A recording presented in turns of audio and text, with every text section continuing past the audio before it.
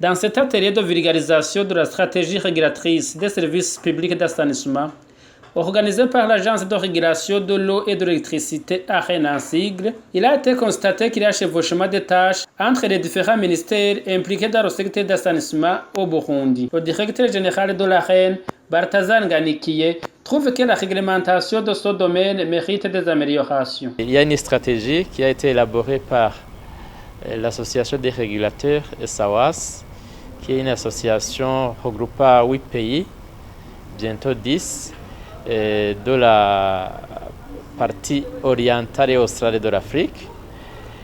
Et cette association a élaboré une stratégie, et pour le faire, elle a d'abord fait une étude de diagnostic, et cette étude a concerné tous les 8 pays.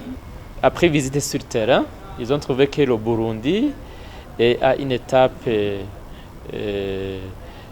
satisfaisante dans la mesure où il y a des infrastructures qui sont quand même de grande qualité.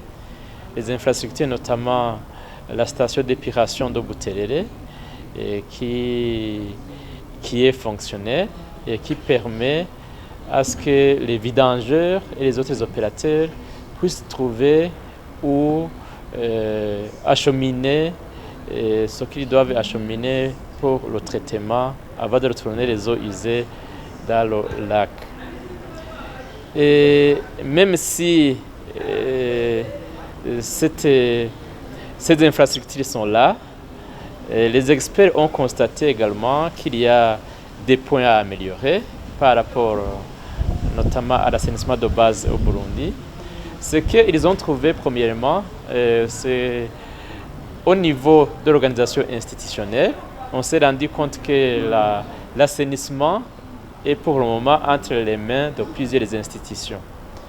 Il y a un volet qui est pris en charge par le ministère de la Santé, il y a un volet pris en charge par le ministère de l'Environnement, il y a un volet pris en charge par le ministère de l'Intérieur via l'ex-CCTMU, actuellement le BUHA.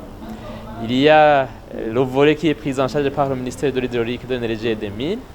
Et du coup, avec cette organisation, ce n'est pas toujours évident qu'on sait qui va prendre les devants, qui prendra le lead pour organiser, prendre des actions d'urgence dans le secteur ou dans le domaine de l'assainissement de base.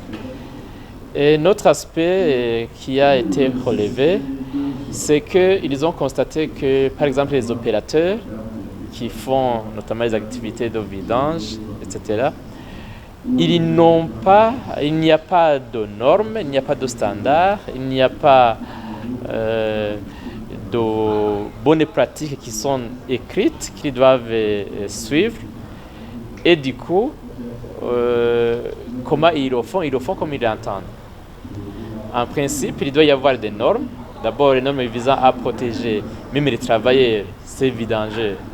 Ils doivent être protégés par avoir des gants, avoir de bottes. Et tout ça, il n'y en a pas. Mais aussi, il y a un autre aspect qui a été relevé, c'est au niveau du cadre légal et réglementaire.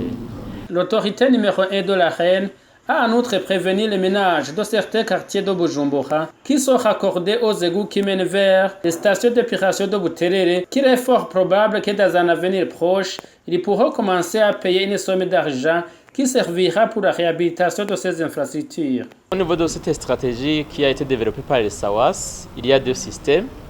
Il y a d'abord un système qui est connecté aux égouts.